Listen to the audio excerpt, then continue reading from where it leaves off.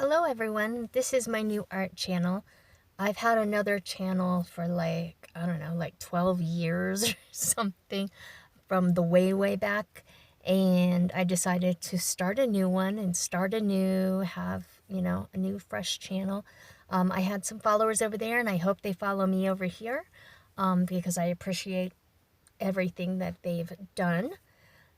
So this first video, I'm starting a new piece, a watercolor botanical piece, and I thought I would just go through the process from beginning to end. And on this particular video, I'm going to show, I think, 3 different ways to get your reference drawing onto your final paper to be able to work on it in watercolor. I'm using Arch's cold press watercolor paper and Strathmore tracing paper here at the beginning. And a light board that's ancient I got from Cricut like 100 years ago. I don't even know if they still sell those or anything, but you can get light boards very reasonably online and in stores now. So my reference line drawing there, I created on the computer. And there is my original reference photo. My original reference photo came from a website called Unsplash. And I will put in the description the photographer that posted it to Unsplash. And that's where I got that. It's an Amaryllis bulb. And I chose this particular reference because I like the root system showing like that. And I would like to work on that more. So yeah, so I'm taping my line drawing onto my light board. And then I'm going to tape one piece of tracing paper on top of that, on top of the light board. As soon as I'm done fussing with this tape, let me take this time to say thank you for joining me today. And I'm hoping to finish through several videos this entire painting. But right now I'm showing you the first way to transfer. There's my tracing paper. And I'm just using really old Scotch tape on here.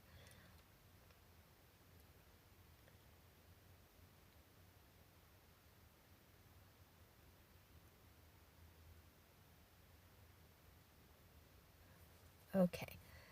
And then I'm going to use a Blackwing pencil. It's just like from one of their collections. And the reason I use the Blackwing pencil is because it's very, very soft graphite that's in it and matte.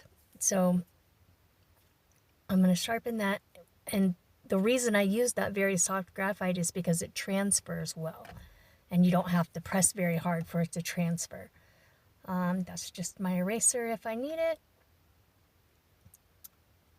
And in a moment here, I'm going to prop that table up so you can see it a little better. And I turned on the light pad so you can see the line work through that tracing paper.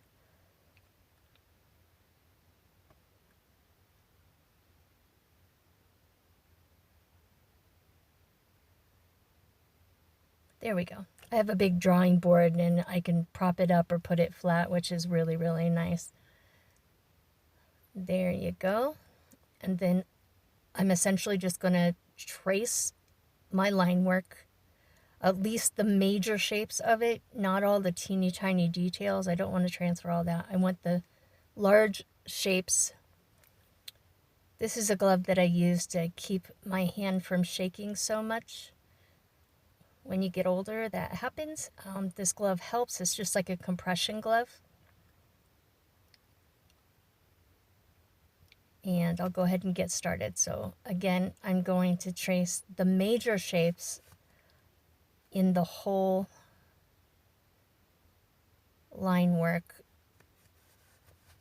I trace the root system much more detailed than I do any other part.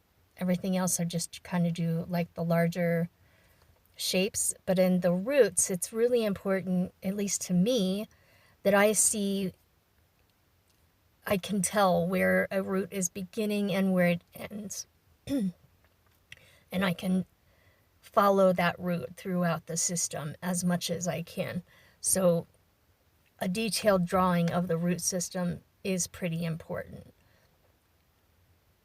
So basically, I'm just showing you how I do that.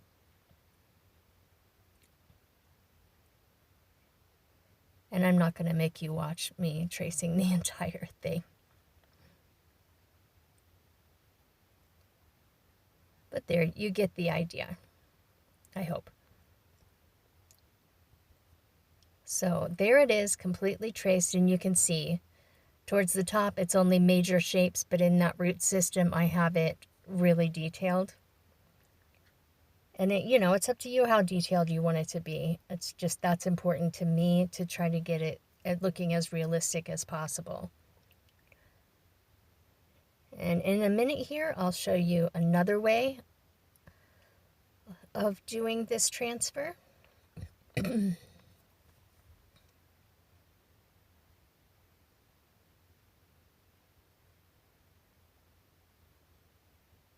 Okay, I'm going to get that light board out of the way.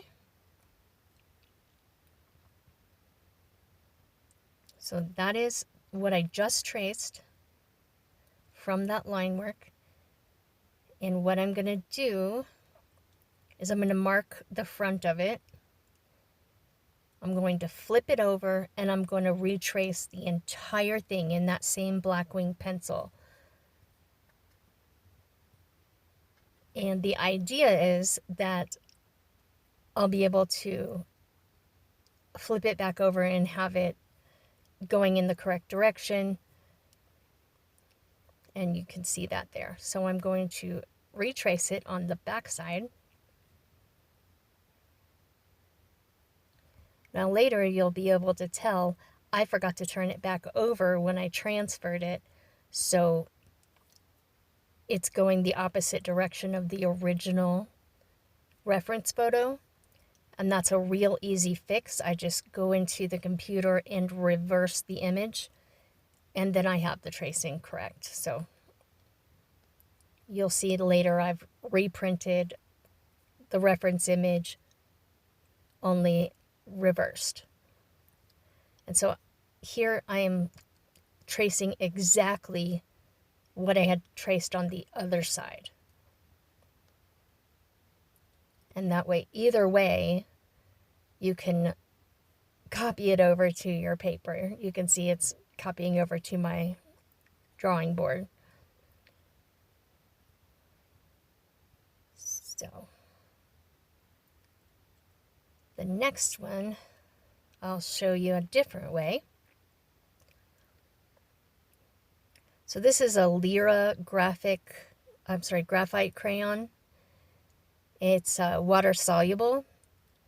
So I can take that and basically cover randomly over the back of an image, like I am right here.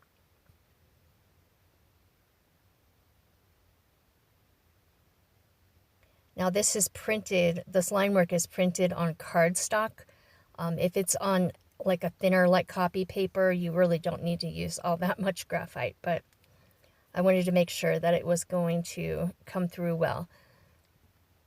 With this water-soluble graphite, it's really nice because you can wet it like I am right now, and it makes it pretty smooth across the paper, as opposed to the crayon type marks that I originally laid down.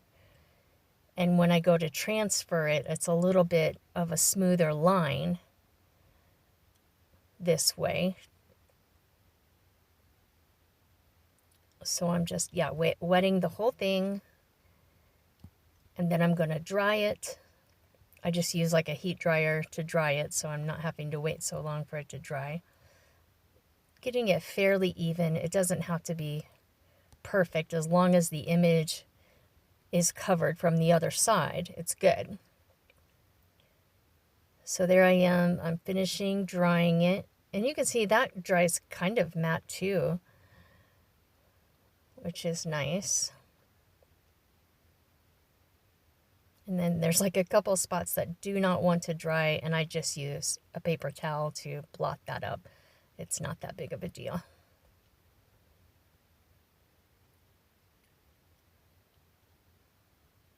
So that's what that looks like. It's on the back of the line work. And this is B paper that I'm demonstrating this on here. So it's like a cheaper watercolor paper that I can use for practice and things like this. So I'm going to tape my line work directly onto that paper. And then I'm going to grab a Gellyroll white gel pen, which are the most useless things in the whole wide world unless you use them as a tool like I am right now. If you're trying to use it for a white gel pen, it doesn't work like for more than 3 minutes. So it's just a useless pen that's sitting in my pen cup, but I use it for this and it works perfectly because I just need that pressure to transfer the graphite. And so that's how that works.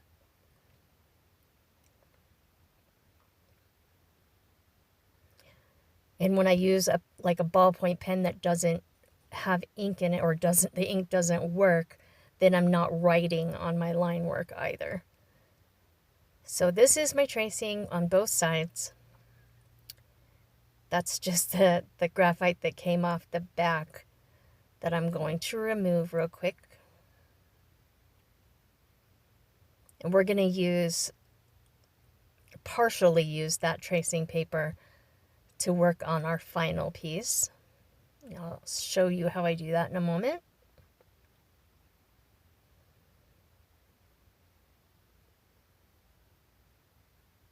So this is my arches final paper.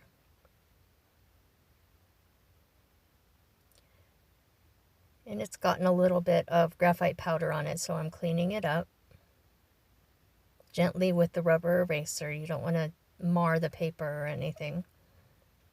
I've got graphite all over my hands, so I go and I wash them. And then when I come back, I forget to turn my tracing paper over to do it in the proper aspect. So that's why I had to end up reversing the image later. So no harm, no foul though, really. It's not a big deal. So I'm taping that on, gently taping that on to the paper. And I'm going to use the same useless Gellyroll pen and give it a use. And I'm gently pressing on this tracing paper. I don't want to put deep gouges into my paper. This is cotton paper. And if you press too hard, it's going to leave like a really deep line. And that is not at all what we want. We just want to trace very lightly, and you can see very lightly, just like that. And I'm going to do that. One of the ways is to do that for the whole piece, trace the whole piece like that. This is the third way. This is just regular graphite pencils. I'm going to take one out if I can. There you go. So you see on the right, on the paper, that's where I started doing a transfer, but I'm showing you the third way is basically hand drawing it. And if you're not confident enough to do this, then do one of the tracing ways. But you'll see I'll start to draw things in where they need to be. And you'll see me redraw a couple places because I have to get my perspective correct. And also, I'm not drawing every single teeny tiny detail again because I'm going to be using watercolor on this to hopefully provide that detail as opposed to my underdrawing. This is just a guide really for the paint. And I end up lightening it quite a bit too. But there you go. You see, this is just the hand drawing, and I'm just doing the best I can as far as getting the perspective correct and the composition right. And I'll even measure pieces to try to get it correct. If you're doing strict botanical work, you want to get that as perfect as possible, as realistic as possible. The perspective has to be completely correct. The highlights and shadows have to be completely correct or it looks wrong. So this is me just doing my best. I'm not a professional botanical artist. I'm just training, mainly doing my best learning. So you see, I mark this to try to get that perspective correct, but I did it too high, so I end up drawing the sides of this wonky, and I end up erasing it and drawing it again.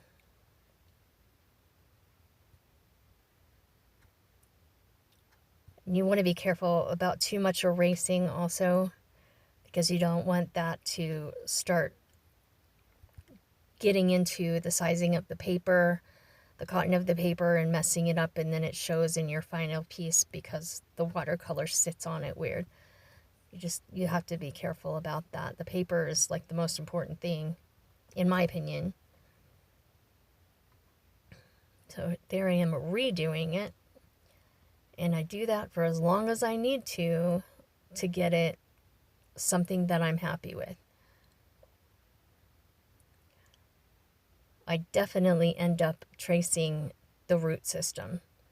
It's too intricate to do it by eye and still have all of the roots in there. You can do it, but it would take me days and days and days and days. This painting already is going to take days. So, you know, it's really up to you how deep you want to go and how much you want your perspective to show. But that is me doing my sketch. So that's basically 3 ways to get your image onto the final paper that you're going to paint on. And then the next video, we're going to start painting. But there it is. You can see the entire image on my final paper, ready to paint. Okay, see you guys later.